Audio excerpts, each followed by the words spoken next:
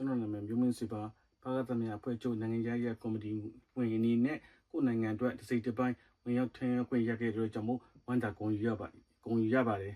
ဗိုလ်ချုပ်တို့ခေတ်ကနေတမိုင်းစင်လာကြီးမားတဲ့ဘာသာသမိုင်းကိုစိတ်ဝင်စားလေးလာကြည့်တဲ့အခါနောင်တော်ကျောင်းသားကြီးတွေဟာကိုကျိုးစွန့်ပြီးအသက်တွေဘဝတွေနဲ့တိုင်းပြည်နဲ့အနာဂတ်ပြည်သူတွေအတွက်ကိုတောင်းဆိုတိုက်ပွဲဝင်ခဲ့ကြတယ်မြင်းခွာတစ်ချက်ပေါက်ရင်မိဟုံးတောက်စေရမယ်ဆိုတဲ့စကားရိုးတွေတောင်လို့ပုံမှလွတ်လည်ရမယ်ဆိုလို့ရှိရင်ကျောင်းသားတွေရိုးဟိုးအောက်ဆုံးမှာရှိနေစေရမယ်ဆိုတဲ့စကားတွေကျောင်းနေရမှာဒေါင်းလန်တွေပြန်ဆိုင်မယ်ဆိုတဲ့စကားခုတ်တောင်းဟာခွင့်ရင်အနိုင်နဲ့အသေးပဲရှိတယ်ဘယ်တော့မှအရှုံးပေးဘူးဆိုတဲ့စိတ်ဓာတ်တွေကကျွန်တော်တို့ယင်တဲ့ကိုစီးဝင်လာပြီးစစ်အာဏာရှင်စနစ်ကိုအမြင့်ပြတ်တော်လှန်လိုစိတ်ပေါ်ပေါက်ခဲ့တယ်ခေတ်ဆက်ဘကတာကျောင်းသားခေါင်းဆောင်တွေရဲ့ခံယူချက်စိတ်ဓာတ်မာကျောင်းမှုတွေကိုလေးလာတင်ယူခွင့်ရခဲ့လို့ကျွန်တော်အနေနဲ့ဒီတော်လိုင်းမှာအများကြီးအထောက်အကူဖြစ်ခဲ့ရပါတယ်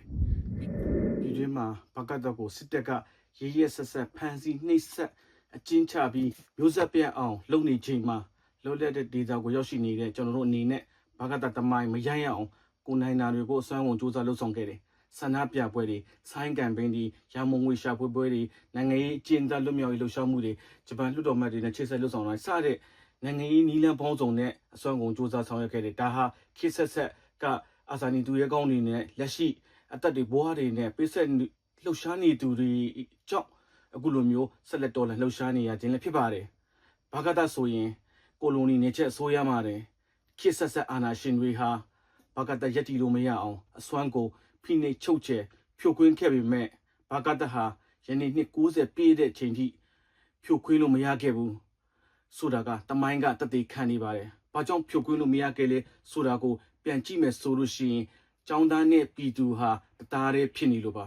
။ကျောင်းပြည်သူရှိရင်ကျောင်းသားရှိမယ်။ကျောင်းသားရှိရင်ကျောင်းသားတမကရှိမယ်။ကျောင်းသားတမကရှိမယ်ဆိုရင်မတရားမှုတွေနဲ့အာဏာရှင်တွေကိုတော်လှန်နေတဲ့အင်အားစုတွေရှိနေမယ်ဆိုတာကိုဒီနေရာကနေရေရဲကြီးပြောကြလိုပါတယ်။အာဏာရှင်တွေကြောက်တူးတုံစေတဲ့ဘကတများအဖွဲ့ချုပ်အတွန်းရှိပါစေ။